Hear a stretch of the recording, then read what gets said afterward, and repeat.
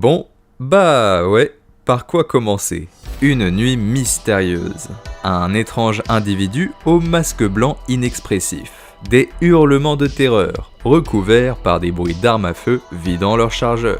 Une explosion sans sas, pour terminer sur un sinistre cauchemar. Ouais, je crois bien que nous avons affaire au 5e opus de la saga Halloween. And this time, he's back with a vengeance. Halloween 5, The Revenge of Michael Myers. Nous sommes en 1989, le début d'une certaine finalité. Les franchises horrifiques bien connues du genre s'essoufflent, et il y a beaucoup d'espoir porté sur ce 5e opus d'Halloween. Le dernier en date, à savoir Halloween 4, il a plutôt bien fonctionné, avec en plus des retours positifs de la part des fans, qui sont complètement heureux d'avoir retrouvé Michael Myers. Puisque oui, rappelez-vous, le 3e opus, il l'avait totalement éclipsé. Malheureusement, Halloween 5 signe également le début de la fin pour la franchise. Y a pas seulement Vendredi 13, ou le dernier opus en date de Freddy Krueger qui galère. La réception du film, elle est absolument désastreuse, et ils ne réussiront pas à sauver les meubles avec le 6e opus d'Halloween. Et d'ailleurs, je crois bien que ça sera encore pire. By these runes, transform us! Transform us! Transform us! On obtiendra donc le premier redémarrage de la franchise, avec Halloween 20 ans après, suivi d'un autre redémarrage avec le film de Rob Zombie, qui est lui aussi suivi d'un autre redémarrage avec les derniers opus sortis. C'est un sacré bordel! Mais en même temps, Transform us! Ouais, ok, d'accord. Bon, comment on en est arrivé à tout ce merdier? Après le succès d'Halloween 4, une suite est rapidement mise en chantier pour rentabiliser sur le succès de la chose. C'est pour cette raison que l'opus que nous abordons aujourd'hui, il souffre d'un manque d'inventivité plutôt flagrant, en reprenant carrément un schéma narratif plutôt similaire au film précédent. Un oncle se nommant Michael Myers, portant un masque blanc bien trop grand pour lui, traquant sa nièce absolument partout dans une mystérieuse ville, tout en étant lui-même traqué par son docteur. Et d'ailleurs, avant de continuer notre histoire du jour, je vous invite à voir ma précédente vidéo traitant du 4e opus d'Halloween. Parce que oui, évidemment, elle est complètement essentielle pour comprendre notre analyse du jour. Et puis, tant qu'on y est, si l'envie vous en prend, n'hésitez pas à vous abonner ou mettre un petit j'aime. Ça serait vraiment cool. Attendez, mais c'est de la propagande. On dirait un peu ce que faisaient les Allemands dans les années 40, si vous voyez ce que je veux dire. Ouais, elle est dangereuse celle-là, je sais, mais j'avais envie de la faire. À la fin du précédent opus, Jamie et Rachel réussissent à percuter Michael Myers.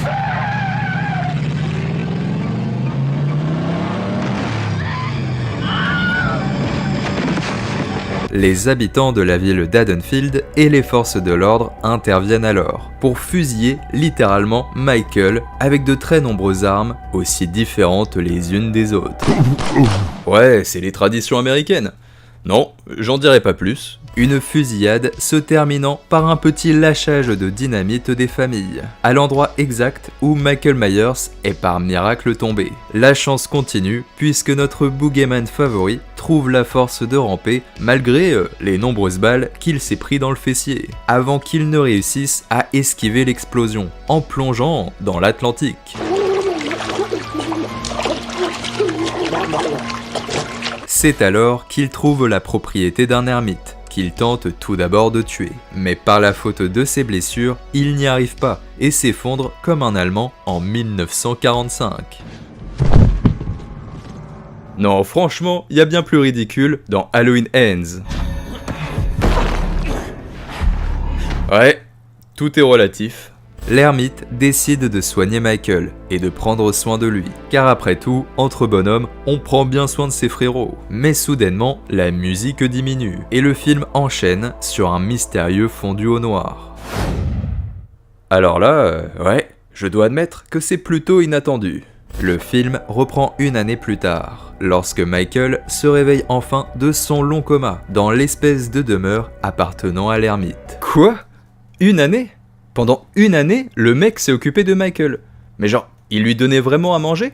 Il le nettoyait avec un gant, tout en le mettant tout nu de temps en temps? Et pour faire ses besoins, il faisait comment?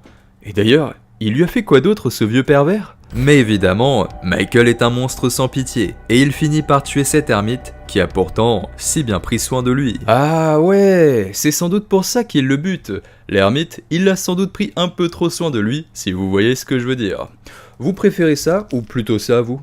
Nous retrouvons alors Jamie Lloyd, la fille de Laurie Strode, et par conséquent dans cette chronologie, la nièce de Michael. Depuis les événements du précédent film, elle est intégrée dans un service psychiatrique pour enfants. Je sais qu'on rigole beaucoup depuis le début de cette vidéo, mais ici, nous avons sans doute affaire à l'axe le plus intéressant et le plus dramatique du film, et possiblement de la franchise entière. En raison des traumatismes psychologiques causés par son petit tonton Michael Myers et les espèces de pouvoirs étranges qui les unissent, elle est complètement affaiblie jusqu'à devenir muette. Sans oublier qu'elle a tenté de tuer sa mère adoptive lors de la précédente nuit d'Halloween. Pour vous dire et vous faire comprendre à quel point c'est vraiment la merde. Nous retrouvons également le véritable roi de cette licence. Le Dr Loomis, qui dans un procédé un peu similaire à l'ensemble des films de la saga, tente de convaincre le monde entier que Michael, il est bel et bien vivant. De plus, il prend de plus en plus conscience qu'il y a bien quelque chose d'étrange qui dépasse complètement la rationalité. Une sorte de magie, ou disons-le carrément, une activité paranormale. C'est pour cette raison qu'il reste proche de Rachel et de Jamie, parce qu'il sait qu'il y a quelque chose de mystérieux derrière le personnage de Michael Myers. Dans tous les cas, c'est toujours un immense plaisir de suivre le parcours du Dr Loomis, qui est d'ailleurs le seul personnage présent depuis le premier opus. Si seulement j'avais pas la calvitie, bordel de merde. Dans ses sordides visions et moments où elle semble connectée à l'esprit de son oncle, Jamie aperçoit sa sœur adoptive Rachel, lui faisant comprendre qu'elle court un véritable danger. Son intuition s'avère véridique, puisque Rachel est traquée par Michael Myers, qui est visiblement dissimulé quelque part dans sa demeure. Mais grâce à un appel du Dr Loomis, elle est tenue au courant de la situation et décide de prendre la fuite toute nue sous sa petite serviette. Bizarre comme phrase.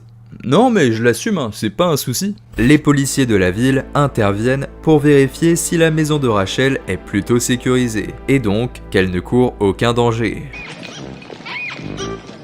Rescue cats. Find dogs. That's a job. And we love it. Je vous promets que j'ai pas rajouté les bruitages sonores. C'est une putain de catastrophe. Sauf que vous vous en doutez, les policiers n'ont pas bien vérifié, et par leur faute, nous allons perdre l'un des personnages les plus cool de la franchise. Rachel se faisant assassiner par Michael Myers, qui se cachait dans son petit placard.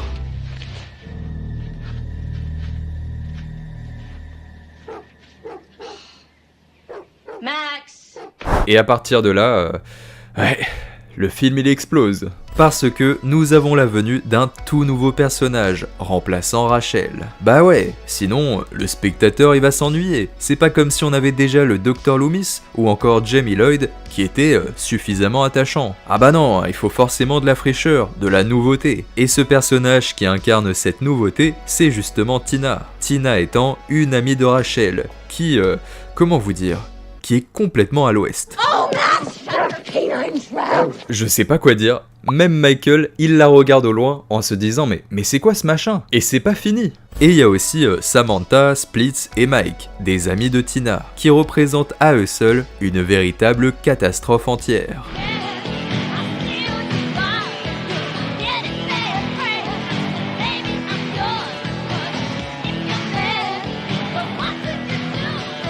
Attendez, mais je me suis trompé de film, c'est pas possible. C'est la décadence d'une jeunesse qui préfère aller en soirée plutôt que de boire de l'alcool tranquillement derrière son écran. Comme des gens normaux, quoi. Pendant ce temps, le Dr Loomis essaye de comprendre comment fonctionnent les mystérieux pouvoirs de Jamie, pour connaître la position exacte de Michael Myers. S'il y a bien un seul axe qui est fortement intéressant, c'est bien celui-ci. Déjà parce qu'on aime le personnage, mais surtout parce qu'on a l'impression que le Dr Loomis, il perd progressivement patience. Jusqu'à, carrément devenir inquiétant. What do you think he's going to do with that? Huh? T'as pas l'impression qu'il fait ça pour venir en aide à Jamie, t'as juste l'impression qu'il fait ça pour lui-même, pour buter son ancien patient, et c'est un peu tout. Le film prend alors la décision de devenir un slasher plutôt basique, avec néanmoins quelques passages à la mise en scène soignée et léchée, provoquant une certaine anxiété au sein du spectateur, jusqu'à ce qu'une bonne partie des personnages se fassent complètement trucider, pendant, vous l'aurez compris, la fameuse soirée d'Halloween. Et parmi les victimes, on retrouve notamment le personnage de Tina.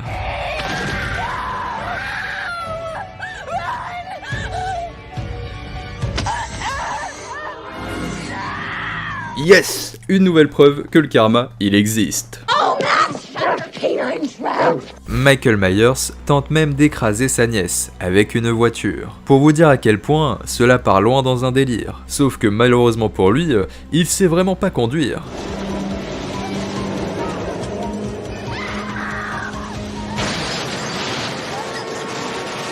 Le Dr Loomis intervient pour proposer un véritable défi à Michael Myers. Il lui demande de venir là où tout a commencé, la maison hantée d'Haddonfield, celle où le jeune Michael Myers, alors enfant, a été mystérieusement frappé par le mal lui-même. Michael, nous irons tous les deux voir tes fantômes. Rentre chez toi, retourne dans ta maison, je t'y attendrai. La petite y sera. Tu en as ma parole. Film, t'as envie de me pécho? Les policiers de la ville et le Dr Loomis surveillent la maison, puisqu'ils savent que Michael Myers va revenir pour tenter de tuer sa nièce. Cela n'empêche pas notre boogeyman de faire un véritable carnage, tout en traquant sordidement Jamie Lloyd dans l'ensemble des catacombes de la baraque. La mise en scène, elle est suffocante, et Jamie Lloyd décide de se dissimuler dans un cercueil, pour espérer échapper à son sordide oncle. Michael est là, à portée de main, et alors qu'on pense que c'est désormais la fin pour Jamie, le film explose une deuxième fois.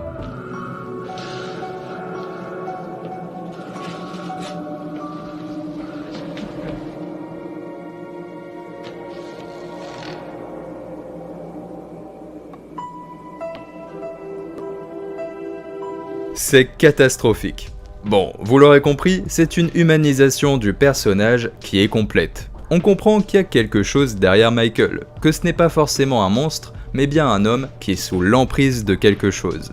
Ce qu'on comprendra encore plus dans le 6e opus. By these runes, transform us. Ouais, je sais. Il faut vraiment que j'arrête avec ça. Le Dr Loomis devient sans doute le personnage qui fait le plus peur de l'entièreté du film. Il est totalement en roue libre. Il veut juste se faire Michael et c'est tout. Ce qu'il va en partie réussir à obtenir, en le capturant par le biais d'un piège digne de Batman.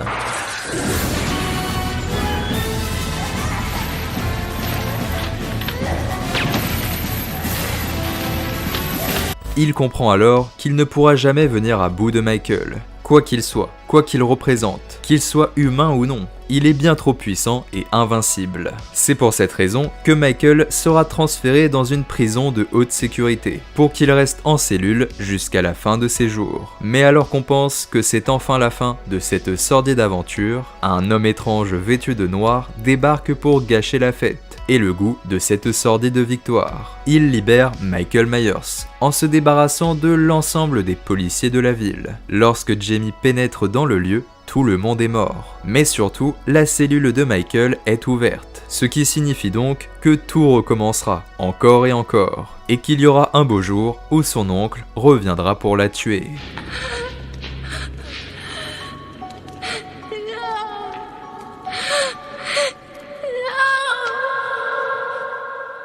Et hop, c'est la fin du film. Et même si on a beaucoup rigolé en le résumant, et bah ouais, Halloween 5 possède des pistes narratives qui sont plutôt intéressantes pour la franchise. Elles sont seulement noyées dans un océan de caca, ce qui évidemment est plutôt dommage. La véritable force de cet opus passe par la confrontation entre Michael Myers et le Dr Loomis. Tu sens que ce n'est plus simplement un médecin qui traque son patient. C'est quelque chose d'encore plus personnel qu'auparavant. Le Dr Loomis, il maltraite les personnages autour de lui, en étant carrément violent avec Jamie Lloyd, qui a pourtant déjà tant souffert. Le point culminant étant atteint au moment où il se retrouve face à son patient de toujours. La violence cesse un moment, laissant même apparaître une certaine douceur plutôt enivrante. comme si, pendant ce court instant, Michael redevenait l'enfant qu'il était autrefois et que le Dr Loomis tentait de sauver. C'était ta maison autrefois. Ta maison. Te souviens-tu combien tu étais bon en ce temps-là? Suis-moi, aie confiance. Il faut que tu la voies. Elle seule peut te guérir. Oui, tu verras. Tout redeviendra comme par le passé. Tu n'en as plus besoin. Mais pour autant, ce dernier, il sait que c'est déjà trop tard, et qu'il ne pourra plus rien faire. C'est comme si l'équipe qui s'était occupée du film s'était inspirée de l'une des meilleures scènes du 4e opus d'Halloween, au moment où Michael Myers et le Dr Loomis se font face, dans la station à essence, et que Loomis parle à Michael avec une certaine forme de douceur, jusqu'à ce qu'il change complètement d'attitude et explose de rage. Sauf que là, c'est d'autant plus fort que c'est pendant tout le film, comme une extension géante de cette scène et de son caractère. Les dialogues sont plutôt bien écrits, et surtout, les dialogues entre les deux se déroulent dans la maison légendaire, celle qui est à l'origine de tout, la maison de Michael. La boucle est donc bouclée, enfin ça, jusqu'au prochain film. Sans oublier la fibre émotionnelle que possèdent certains passages de ce 5e opus, notamment avec le personnage de Jamie Lloyd. Nous ressentons vraiment de la souffrance pour elle, par la faute de ses souffrances qui l'animent depuis que son oncle la traque. Mais pour autant, elle représente un personnage tellement fort et puissant. Elle continue de vouloir vivre, elle continue de vouloir se battre, en débordant d'intelligence et de malice. Et surtout, bien plus que ces deux flics, ou encore bien plus que le personnage de Tina. Bordel de merde, ça reste un film qui raconte comment un oncle cherche à buter sa nièce de 8 ans. Un tueur d'enfants. C'est terrifiant, bordel. Mais tout cela est noyé dans des décisions hasardeuses, à commencer par les autres personnages. Alors ouais, c'est déjà cool d'avoir deux personnages qui sont plutôt bien écrits, mais les autres, mon dieu, mais c'est vraiment abominable, à tel point qu'on est heureux lorsqu'ils décèdent. On passe de Laurie Strode au personnage de Rachel, jusqu'à atteindre le personnage de Jamie, qui sont des personnages forts et charismatiques, à des personnages qui sont désormais lambda, représentant les clichés d'une jeunesse complètement débile. Et le personnage de Tina, mais mon dieu, le personnage de Tina, mais vraiment, j'insiste.